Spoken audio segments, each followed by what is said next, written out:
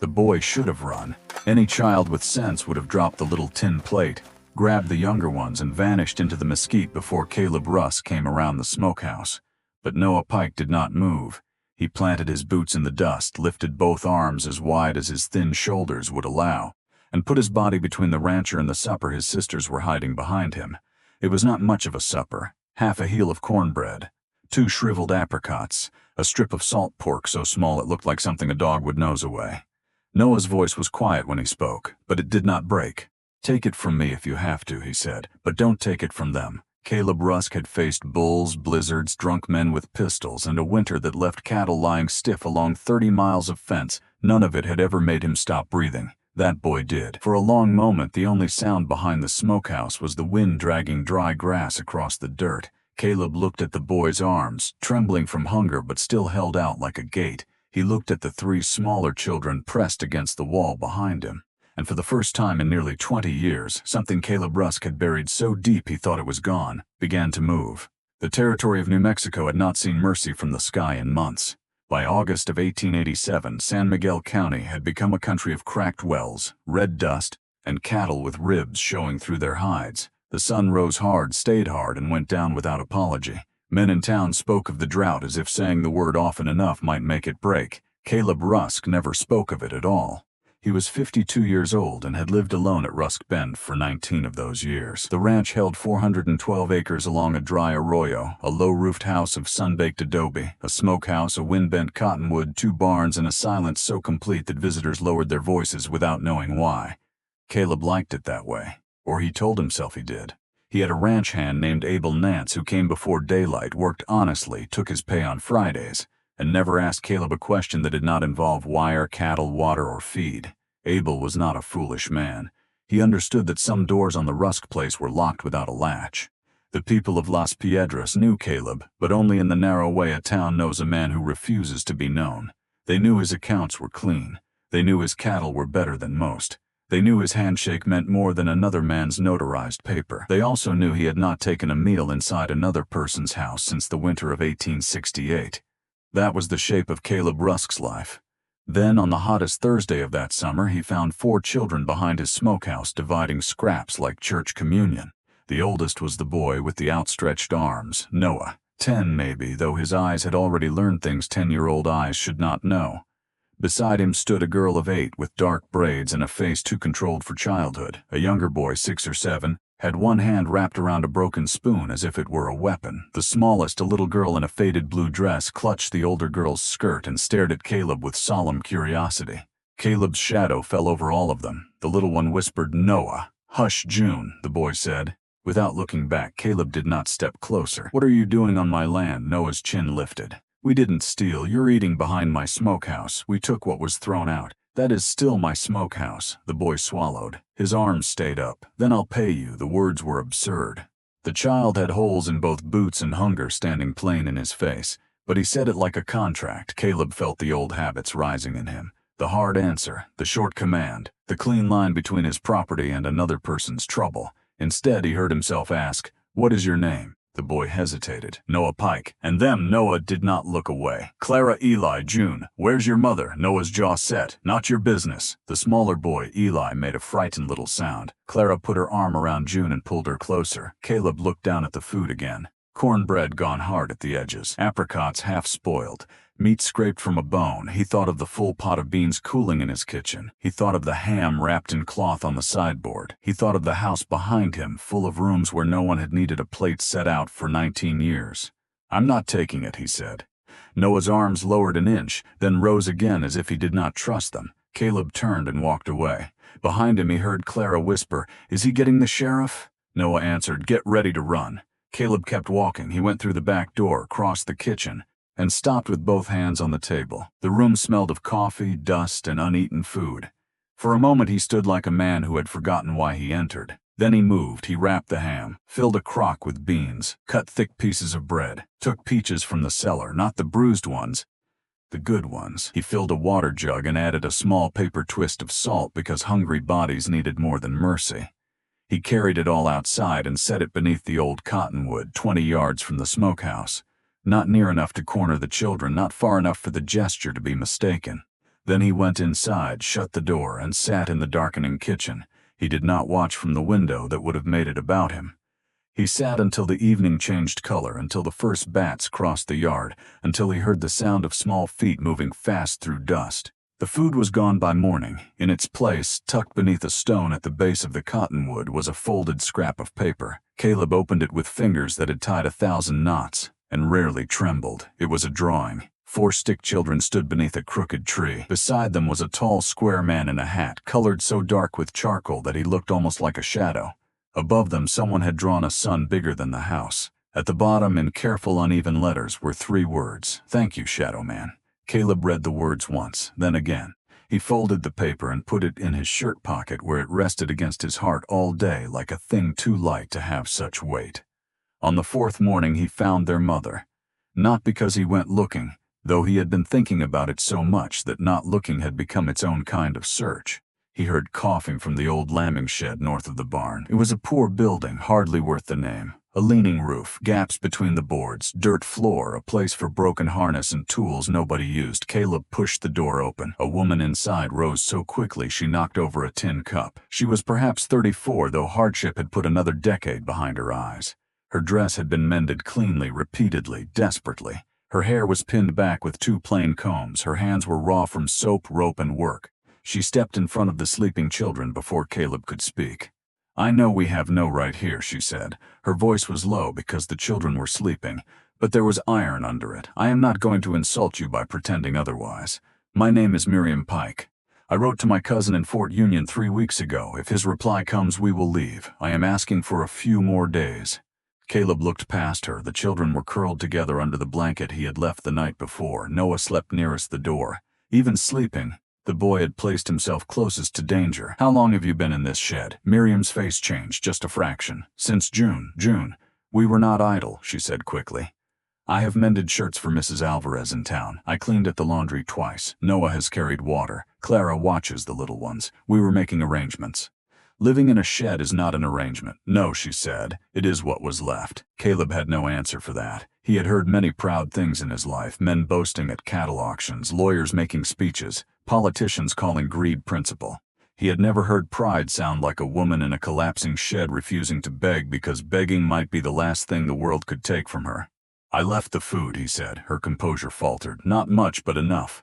"I know. You can keep taking it." "No." The answer came too fast. Caleb looked at her. Miriam drew herself straighter. "I will accept work. I will accept wages. I will accept a debt written properly and paid properly. But I will not teach my children that hunger makes us entitled to another man's table." Caleb did not smile, but something in him recognized her. "Can you keep accounts?" Her eyes sharpened. "I taught school before I married." "Then write down whatever you take." "I already have."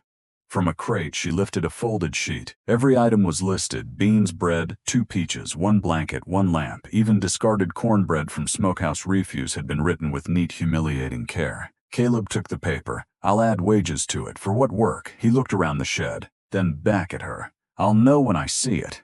That was how the arrangement began. Not as charity, not as salvation. As a ledger, a breakfast tray, and 5 people pretending that paperwork could keep the heart from getting involved. It did not take the town long to notice. Las Piedras was small enough that smoke from one kitchen could become news in another by supper. By the next market day, 3 men were waiting inside Delgado's mercantile when Caleb stepped through the door. Nolan Varnell owned the feedlot and spoke as if every sentence were a verdict. Reverend Tobin stood beside the pickle barrel with his mouth arranged into concern. Clyde Reeves, who handled county notices, held a folded paper in his hand and wore the expression of a man enjoying authority too much. Delgado himself looked uncomfortable behind the counter. "Morning, Rusk," Varnell said. "Here you've got squatters." Caleb set down his supply list: flour, coffee, lamp oil, and 2 bolts of calico. Reeves cleared his throat. "This concerns the Pike widow." "Then speak to Mrs. Pike. She is living on your land, as my guest." The word landed hard. Tobin stepped forward. "A woman alone with 4 children ought to be under proper supervision. The county can place the little ones with families better suited." Caleb turned his head. "Finish that sentence carefully." The room tightened. Tobin's mouth opened, then closed. Varnell took over. "Pike died owing money. There are debts. There are questions about the children's welfare. It may be kinder to separate them now before—" No, it was not loud. It did not need to be. Caleb took his list back from the counter and held it between 2 fingers. I own 412 acres. I pay taxes on every one of them. I have never asked this town for a loaf, a fence post, or a favor, so hear me once and carry it accurately. While that woman and those children are on Rusk land, no man in this room, no board in this county, and no preacher with a soft voice is taking one of them anywhere. Reeves flushed. You cannot obstruct a lawful welfare action. Then bring me one. Caleb looked at the folded paper in Reeves's hand. If that is one, show it. If it is not, stop holding it like it makes you taller. Delgado made a small coughing sound that might have been swallowed laughter. No one else moved. Caleb bought the supplies, loaded them in silence, drove home with the knowledge that something had changed. He had drawn a line in public. Public lines invite public tests. When he returned, Noah appeared beside the wagon without a sound and lifted a sack of flour nearly half his size. Caleb reached for it. No. I've got it, Noah said. You don't have to. I know. The boy carried it toward the lambing shed with the solemnity of a man carrying a flag. That evening, Miriam found Caleb by the pump. Noah told me what happened in town. Does he tell you everything? Only what he thinks I need to know, which is somehow more irritating. Caleb bent over the pump handle, checking a pin that did not need checking. You should have let me answer them, she said. You would have. Yes, I was there first. Miriam studied him. You barely know us. Caleb tightened the pin. I know your son stood in front of 3 children with nothing in his hands and hunger behind him. I know Clara folds June's dress under her at night so she doesn't sleep on bare dirt. I know Eli has been watching Abel repair harness from behind the rain barrel for 2 days. I know June follows my shadow around the yard and thinks I cannot see her. From behind the water trough came a gasp. A small voice said, I was sneaky. Caleb looked down. June stepped out, offended by the failure of her own espionage. Miriam closed her eyes for half a second. June Pike. The child came forward, looked up at Caleb, and wrapped both arms around his boot. Shadow Man, she announced. Caleb stared at the top of her head. Miriam put one hand over her mouth, though whether to hide laughter or tears he could not tell. She should not. She's fine, Caleb said. He placed one awkward, scarred hand on June's hair. The child leaned into it as if she had been expecting that hand all along. By the end of the week, the town made its first official move. Clyde Reeves arrived with Varnell and Tobin before breakfast. They rode to the front gate as if arriving at a courthouse. Caleb met them before they reached the house. Reeves unfolded his paper. We have received complaints regarding improper living conditions for minor children. Who signed them? That is not relevant. It is to me. Reeves stiffened. The county may investigate, then investigate from the road until you have authority to step on private land. Tobin's face reddened. Caleb, surely your conscience. My conscience is why you are still at the gate. Varnell leaned in his saddle. You cannot keep them hidden forever. Caleb looked past him to the lambing shed. Noah was watching from the doorway, not afraid, measuring. Caleb stepped closer to the gate. They are not hidden, they are protected. There is a difference. You would know it if you had ever protected anything that could not pay you back. For a moment, no one spoke. Then June's voice rang from somewhere behind the house. Mama, the bad hats are leaving. Abel, who had been pretending to mend a trace chain nearby, bent his head very low. The men rode away without another word. That night, Caleb wrote to Amos Hargrove, an attorney in Santa Fe who had handled land and water matters for him for 15 years. He wrote in a hand that had never wasted ink. He explained the widow, the children, the town, the threats. He asked what the law required and how to stand where he stood without leaving gaps for men like Varnell to enter. The reply took 12 days. While they waited, the cousin's letter came first. Miriam received it just after noon. Noah brought Caleb the news with the blank face children use when they are trying not to show that something has hurt them. Ma got a letter. From Fort Union? Yes. What did it say? Noah looked at the dust. He is sorry. He prays for us. He has 6 in his house already. Caleb found Miriam in the shed, the letter folded in her lap. She looked calm. That worried him more than tears would have. I was not counting on it, she said before he could speak. You hoped. That is not the same thing. It is close enough to hurt. She looked away then. Caleb did something he had not done before. He stepped fully into the shed and sat on an overturned crate. Miriam looked at him in surprise. You and the children are not leaving, he said. Caleb. Not because a cousin wrote soft words and shut a door. Not because Varnell wants easy children for childless houses. Not because this county finds a hungry family inconvenient. Her fingers tightened around the letter. You do not owe us this. No. Then why? Caleb was quiet. Outside, Clara was teaching Eli his letters by scratching them into dust with a stick. June was singing nonsense to a beetle. Noah was nowhere visible, which meant he was near enough to hear. Because your boy stood in front of me, Caleb said. And for a second I remembered what a man is supposed to be before the world teaches him to become something less. Miriam's eyes filled, but the tears did not fall. Caleb stood before he could say too much. "Hargrove will write. Until then, keep your ledger if it helps you breathe. But stop packing in your head." He left the shed with the strange understanding that he had just made a promise larger than the words that carried it. Hargrove's answer arrived with 3 pages of law and 1 sentence underlined. "Make the arrangement useful, documented, and public before they make it scandalous." Caleb read the sentence 10 times. Then he rode into town to send 2 telegrams. By sundown he had a plan. Miriam listened in the yard while Caleb explained it. "You taught school," he said. "Yes, my mother left books, hundreds. Histories, primers, sermons, maps, poetry, ledgers, readers. They've sat in the front room for 19 years. Miriam went still. "A lending room," he said. "Here at the ranch you catalog.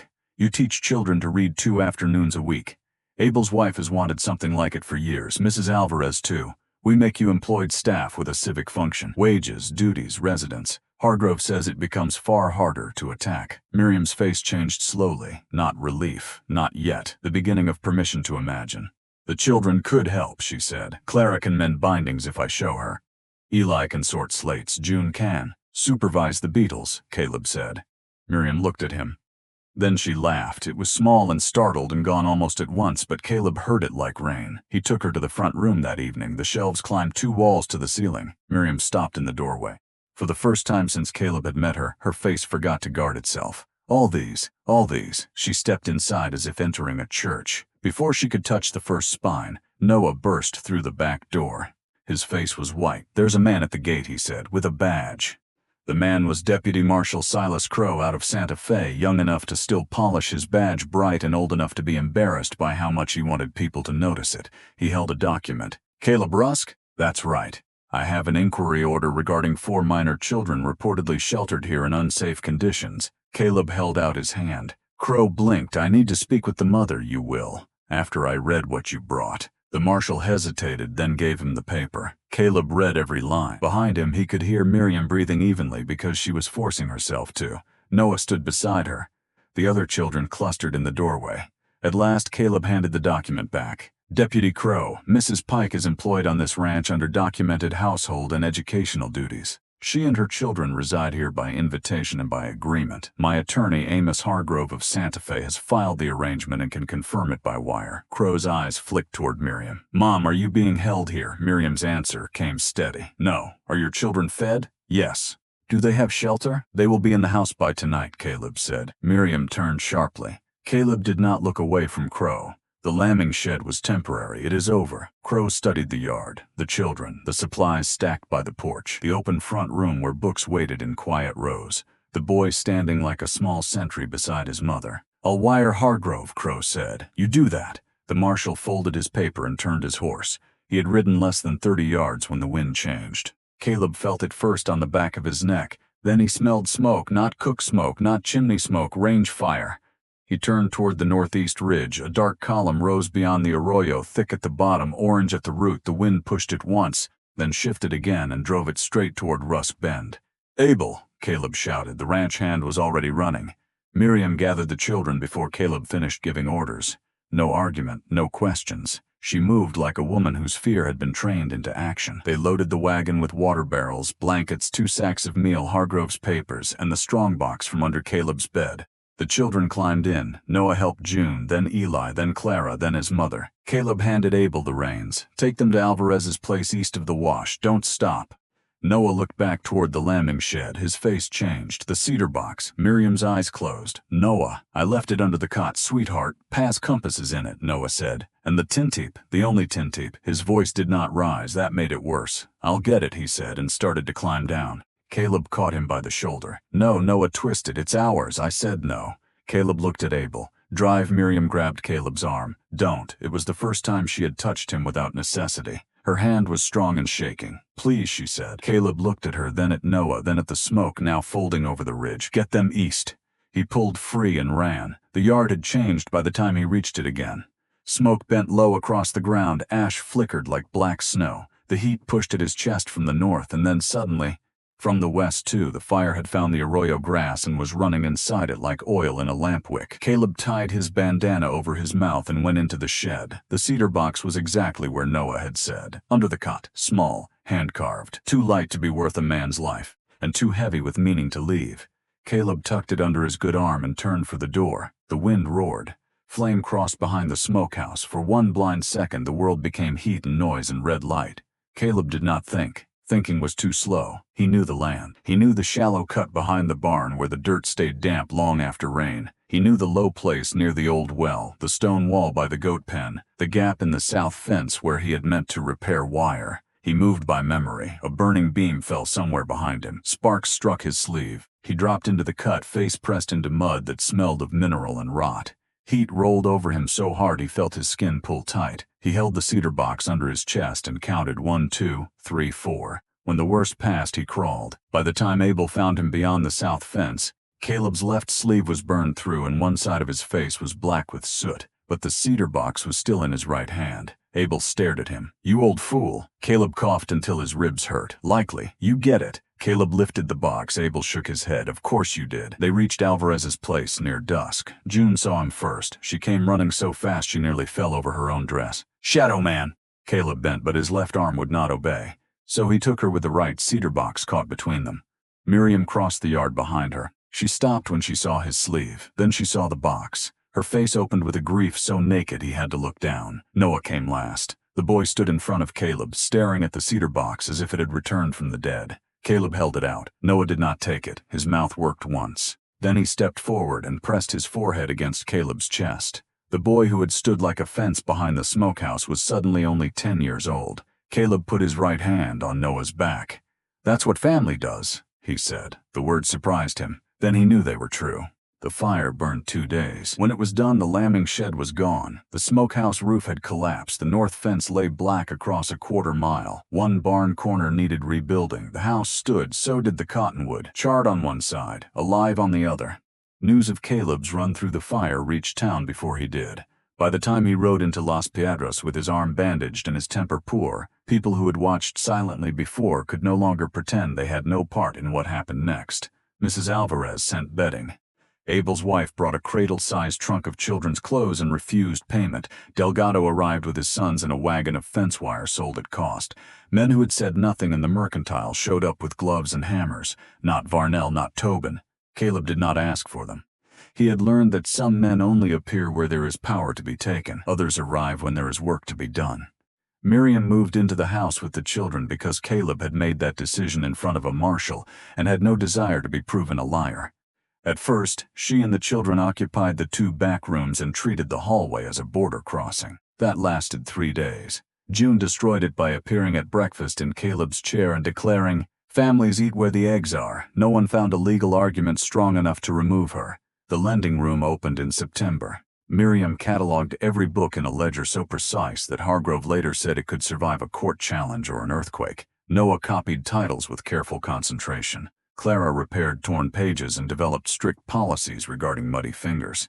Eli learned sums by counting borrowers. June placed flowers on the reading table and scolded anyone who bent a page corner. People came, first women, then children, then men who claimed they were only bringing someone else but stayed near the maps. The ranch that had been silent for 19 years began to hold voices.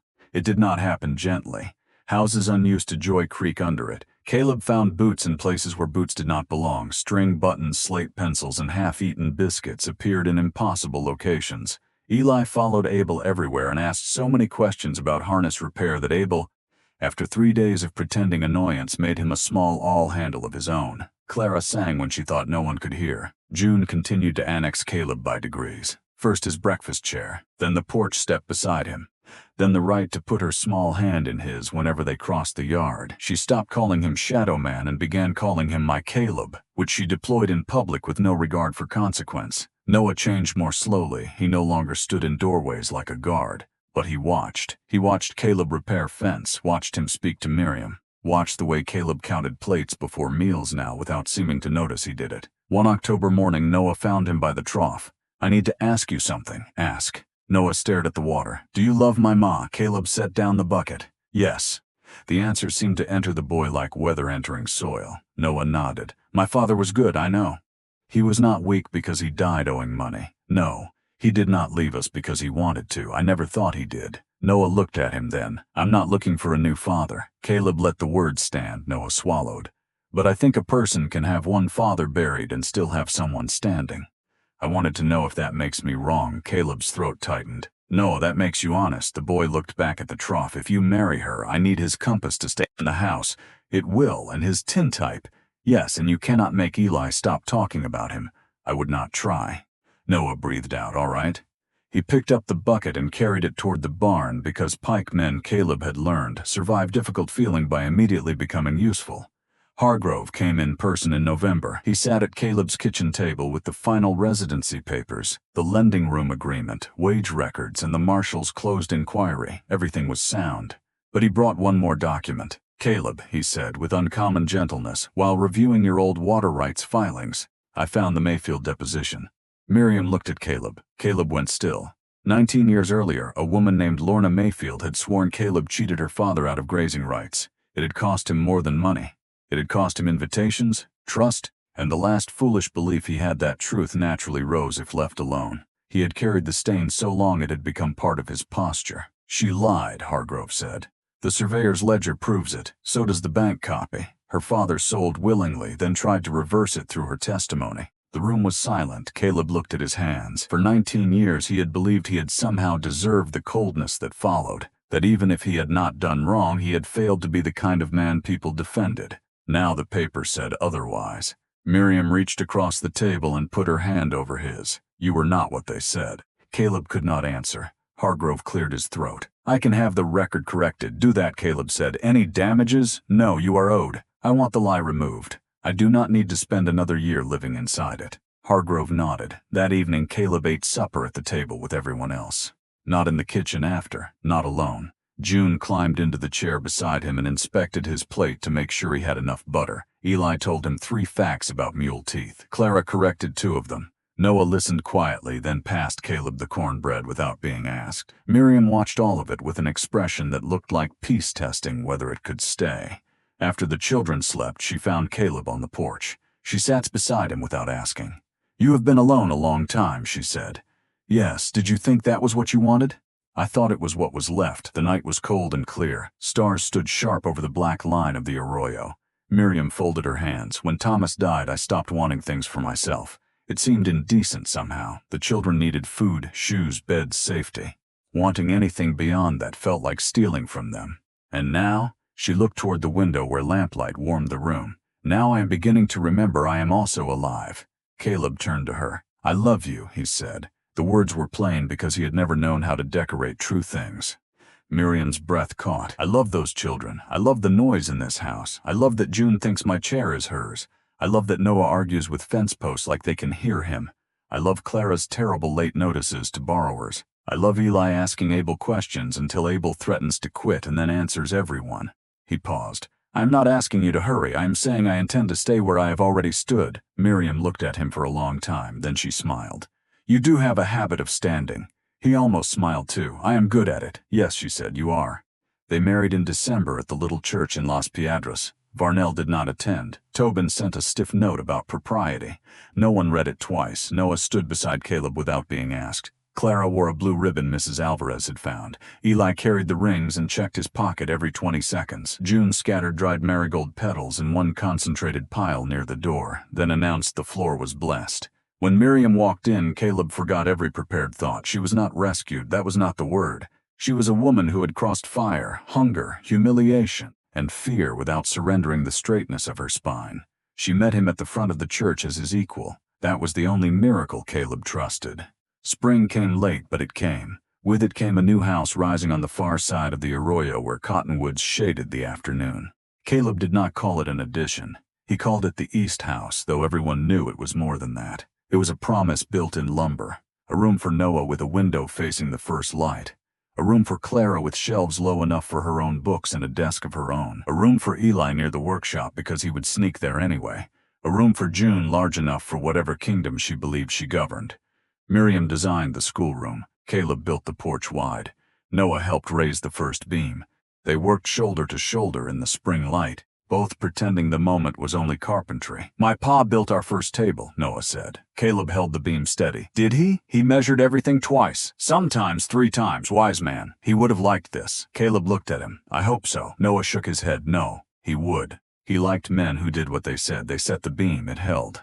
A week later, the children brought Caleb to the new gate. Noah held a cedar board wrapped in cloth. Clara stood beside him, trying not to smile. Eli bounced on his heels. June had both hands clasped over her mouth, which meant she had been ordered not to speak first. Miriam waited on the porch. Noah handed Caleb the board. "We made it." Caleb unwrapped it. The letters were carved unevenly, with effort visible in every stroke. Rusk Ben, no kin by blood, all kin by choice. Caleb read it once, then again. The yard blurred. June could not contain herself. "Do you like it?" Caleb lowered himself to one knee. The board rested across his hands. He looked at Noah, whose ears had gone red, at Clara, who was crying and pretending not to, at Eli, standing proud as a fence post, at June, who had already decided the answer and was merely demanding confirmation.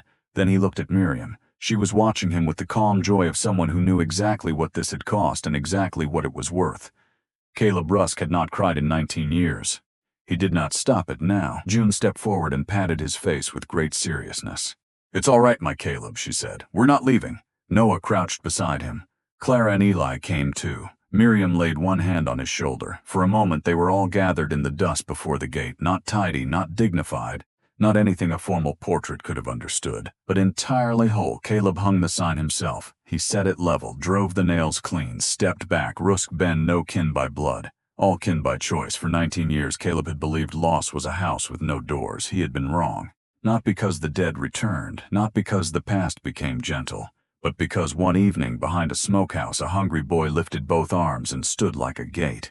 Because a woman in a patched dress kept a ledger of every kindness until she learned some debts are not meant to be repaid. Because 4 children arrived with nothing but hunger, memory, and the stubborn belief that family was worth defending even when all you had to defend it with was your own small body. Caleb Rusk had expected to die alone on 412 acres of stubborn land. He did not. Years later, when his hair was white and his hands could no longer close around a hammer, he sat on the wide porch of the East House while grandchildren ran through the yard in June, grown and still impossible to command, tucked a blanket around his knees. Noah stood near the gate, broad-shouldered now, one hand resting on the weathered cedar sign. Miriam sat beside Caleb, her fingers threaded through his. The sign had darkened with sun and rain, but the words held. No kin by blood, all kin by choice. And everyone who passed through that gate learned the same truth Caleb had learned too late and then lived long enough to prove. A family is not only what the world gives you. Sometimes it is what you stand in front of. Sometimes it is what you run back into fire to save. And sometimes it begins with a starving child in the dust, lifting his arms and deciding that love means staying where you are needed most.